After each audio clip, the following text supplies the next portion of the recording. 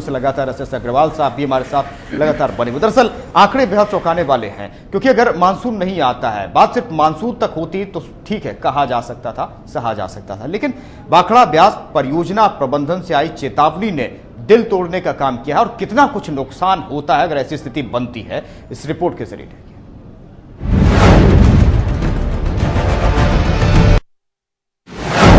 80 लाख घन फुट पानी मिल रहा है प्रदेश को। अब बांध में घट गया है पानी। बढ़ रही है आसपास के राज्यों की मांग। कहां से मिलेगा सभी को पानी? प्रदेश को भाखड़ा ब्यास परियोजना से इस समय करीब 80 लाख घन फुट पानी मिल रहा है। वर्ष 1955 में पानी का बंटवारा किया गया था, जिसके तहत 1920 से लेकर 1950 तक पानी की औसत उपलब्धता को लेकर बंटवारा किया गया था। लेकिन बाद के सालों में बांध में पानी कम होता गया, जबकि आसपास के राज्यों से पानी की मांग बढ़ने लगी। ऐसे में परियोजना प्रबंधन ने इस बार अपने हाथ खड़े कर दिए। सच तो ये है कि पानी के मामले में राजस्थान को हर तरफ से निराशा हाथ लगी है। पेयजल की किल्लत अपनी जगह है और सिंचाई के लिए पानी की जरूरत अपनी जगह, लेकिन दोनों ही मामलों में प्रदेश को या तो मॉनसून का इंतजार करना पड़ता है या फिर पानी के लिए दूसरे राज्यों का मुंह ताकना पड़ता है। अकाल की आहट, प्रदेश की स्थिति। आबादी, देश की आबादी का 5.5% हिस्सा। पशुधन, कुल पशुधन का 18.17% हिस्सा। पानी महज 1%। औसत बरसात 400 से 500 मिलीमीटर। सरकारी आंकड़ों के मुताबिक क्षेत्रफल की दृष्टि से भारत के इस सबसे बड़े राज्य में देश की कुल आबादी का 5.5% और पशुधन का 18.7% हिस्सा है, जबकि पानी सिर्फ 1% है। यहाँ बरसात का औसत भी 400 से 500 मिलीमीटर ही है। पूरे राज्य में चंबल को छोड़कर कोई बड़ी नदी भी नहीं है और आबादी का बड़ा भाग उस भूजल के भरोसे पर है जो हर साल 2 मीटर नीचे जा रहा है। ऐसे में भाखड़ा ब्यास प्रबंधन की चेतावनी का मतलब साफ समझा जा सकता है।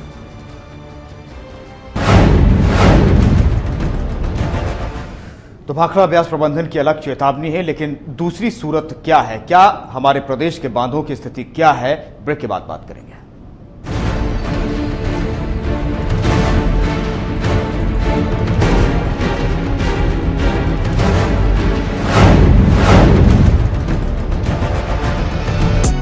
Education transforms into pride when you know your college has held top rank positions right from the first batch.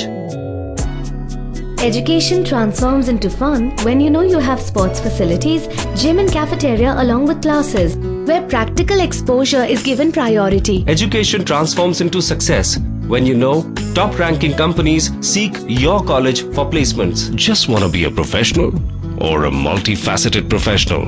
You decide. Electronic media और प्रिंट मीडिया में शानदार करियर बनाने का मौका दे रही है इंडिया न्यूज मीडिया एकेडमी। मेधावी छात्रों को हमारे आज समाज अखबार के 22 एडिशंस और इंडिया न्यूज के 6 न्यूज चैनलों में जॉब की गारंटी। सभी छात्रों को 100% इंटर्नशिप, प्रोफेशनल माहौल में hands on experience, practical training और संपूर्ण ज्ञान के साथ आप कर सकते हैं उज्जवल भविष्य की कामना। INMA में आप इन 7 कोर्सेज में एडमिशन ले सकते हैं। Masters in mass communication, bachelors of mass communication, PG diploma in broadcast journalism and production, PG diploma in broadcast operations, diploma in videography camera and lighting, diploma in video editing और diploma in broadcast graphics. इन सभी courses में 100% internship और placement की guarantee भी। Admission has already started. Limited seats apply now. ज्यादा जानकारी के लिए संपर्क करें 999014 1014, 9990774772 पर, या फिर आप लॉग ऑन करें www.indianewsacademy.com पर। आप हमें info@indianewsacademy.com पर ईमेल भी कर सकते हैं।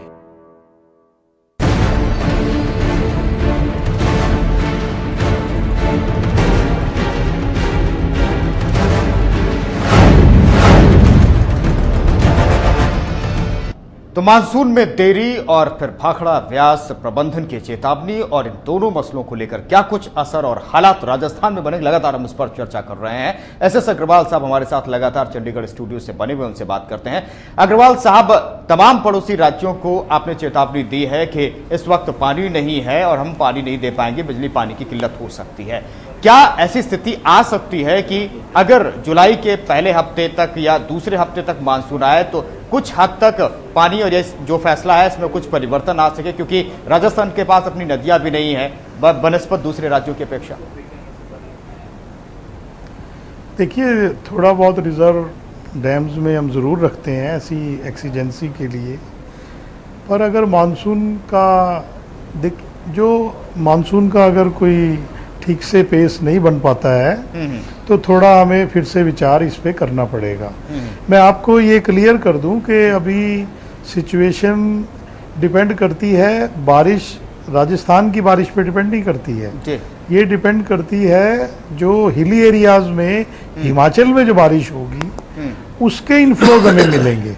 तो उसमें मुझे नहीं लगता को इतनी ऐसी स्थिति आने वाली है जिससे हमारी सिचुएशन बहुत ग्रिम हो जाए। यानी कि ये लगातार है कि राजस्थान को पानी मिल पाएगा, ये उम्मीद है? अब मिलेगा, अगर मानसून का फेलियर जैसा कि हमें उम्मीद नहीं है अगर हो जाता है फिर थोड़ा हमें सोच विचार करना पड़ेगा। जी जी। एचएस शर्मा साहब हमारे साथ जुड़े हुए। प्रोफेसर साहब, अब बड़ा सवाल ये है कि क्या राजस्थान में लोग प्यासे मरेंगे? क्या इस तरह की स्थिति बन रही है? क्योंकि मानसून में देरी है और ये घोषणा भी हो चुकी है। कितना नुकसान होगा अब राजस्थान में, या क्या कुछ अब होना चाहिए? क्योंकि प्राकृतिक चीजों के लिए कोई कुछ नहीं कर सकता है। बिल्कुल, आप ठीक कह रहे हैं कि राजस्थान में भी स्थितियां जो कि मानसून की देरी से आने से जो बन रही है, उससे जैसा कि मैंने पहले कहा कि कृषि के क्षेत्र में रबी हो चाहे खरीफ हो, दोनों के ऊपर उसका प्रभाव पड़ेगा। और जहां तक जल का सवाल है, जल की स्थिति तो राजस्थान में बहुत ही गंभीर है।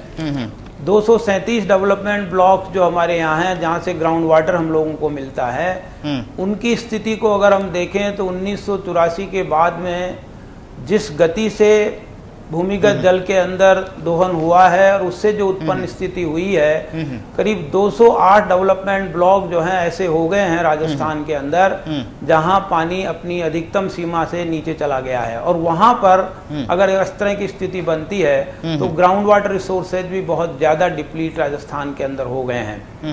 राजस्थान का दुर्भाग्य यह है कि ड्राउट प्रोन स्टेट तो है ही, और पिछले अगर 100 वर्षों के आंकड़ों को हम देखें तो करीब 50 वर्ष जो हैं उसमें से इस तरह के रहे हैं जब अकाल की स्थिति इस प्रदेश में रही है।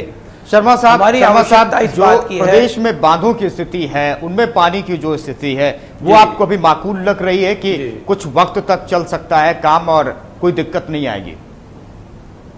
देखिए, राजस्थान के अंदर अगर बांधों की स्थिति देखें तो मुख्य रूप से आप बीसलपुर का, जहां से जयपुर, अजमेर, इन सबको पानी मिल रहा है, वहां पर स्थिति निश्चित रूप से अगर मानसून समय पे नहीं आया तो उसका प्रभाव स्वभावतः उन रिजर्वायर्स के ऊपर होगा। इसी तरह से माही बजाज सागर डैम के ऊपर भी उसका प्रभाव होगा। कोटा बैराज और कोटा से जुड़ी हुई जितने चंबल से जुड़ी हुई जितने भी परियोजनाएं हैं उसके ऊपर भी निश्चित रूप से उसका प्रभाव पड़ेगा, और उसके साथ साथ बिजली के उत्पादन के ऊपर भी उसका प्रभाव पड़ेगा।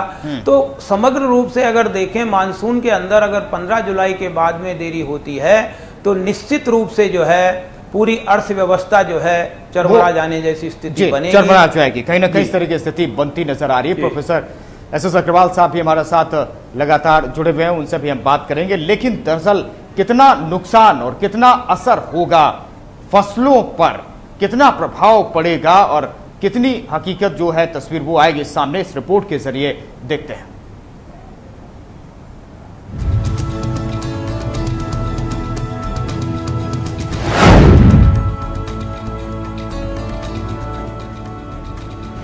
प्रदेश में बुआई का रकबा 30% घट जाएगा, फसलों की 60% तक पैदावार गिर जाएगी। ये तस्वीर बनेगी 15 जुलाई तक खेती नहीं हुई तो सितंबर की बारिश भी बेकार हो जाएगी। इसका सीधा असर दलहन पर पड़ेगा और खरीफ के साथ साथ रबी की बुआई भी कहीं ना कहीं प्रभावित होगी।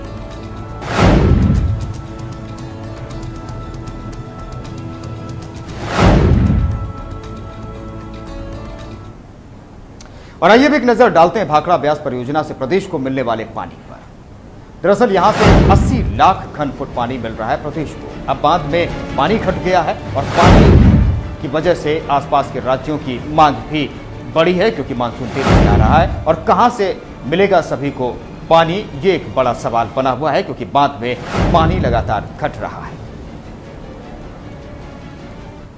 और अब नजर डालते हैं कि दरअसल प्रदेश में पानी की स्थिति कैसी बनी हुई है। पूरे आबादी करें तो बात करें आबादी की, तो देश की आबादी का 5.5% हिस्सा राजस्थान में और पशुधन, कुल पशुधन का 18.17% हिस्सा है, जबकि पानी महज 1%, यानी कि औसत बरसात यहां पर 400 से 500 मिलीमीटर होती है, लेकिन इस बार काफी कम लग रही है और मानसून भी देरी से आ रहा है। ये दो ही परेशानी है।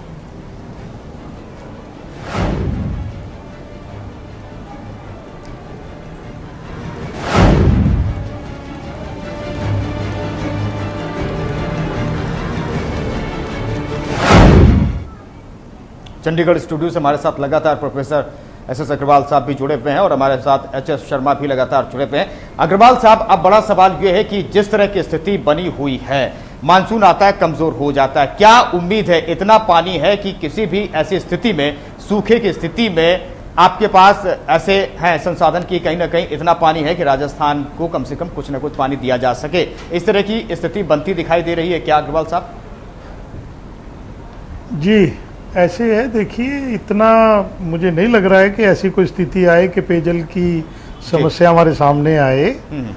अगर मानसून का कंप्लीट फेलियर भी हो जाता है, जो जिसकी उम्मीद बिल्कुल नहीं है, ये डिलेड जरूर है, बट अभी हम उम्मीद में पूरी में हैं, तो ऐसे में पेयजल की कोई समस्या हम नहीं आने देंगे जी।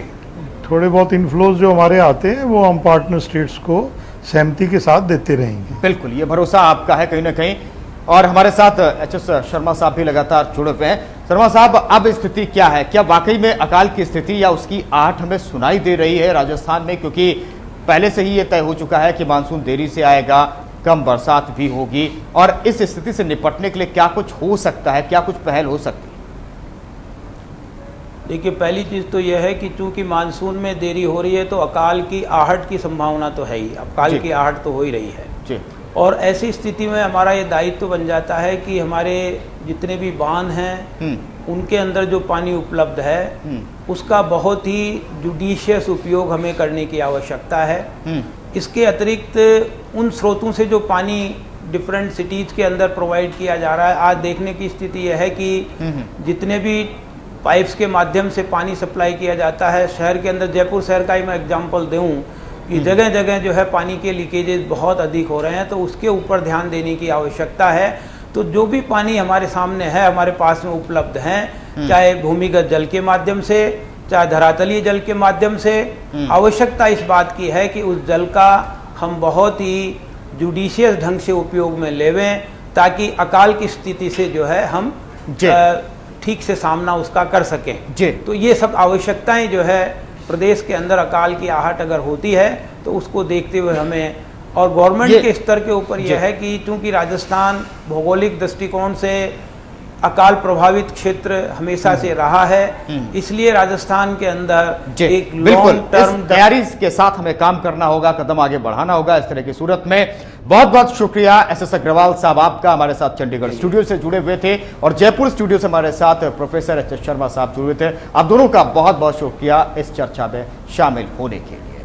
तो दरअसल अगर मानसून देरी से आता है तो सबसे ज्यादा जो असर है वो किसानों पर पड़ता है, फसलों पर पड़ता है। और क्या कुछ किसान कह रहे हैं मानसून देरी को लेकर के, वो भी हम आपके सामने रखते हैं। तो किसानों के सामने क्या क्या समस्याएं आती हैं, क्या कुछ किसान कह रहे हैं, वो भी हम आपके सामने रखते हैं। बीटी नरमा बोया है तो 1,000 रुपये 1 बीघे के अंदर उसकी है, बिजाई का लगा है। और देर हुआ तो सावनी की फसल है, नरमा कपास बिल्कुल अब खत्म हो रहे हैं। एक दिन है ना वो निकलना, 1 घंटा निकलना 1 दिन के बराबर है।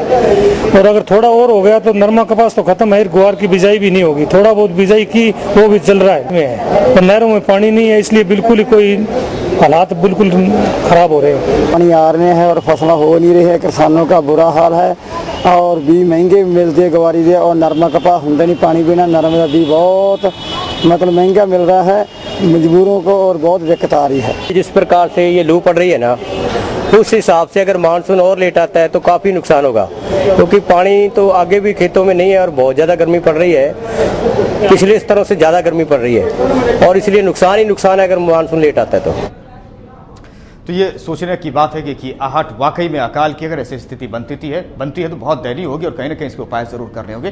खास चर्चा में इतना ही। नमस्कार।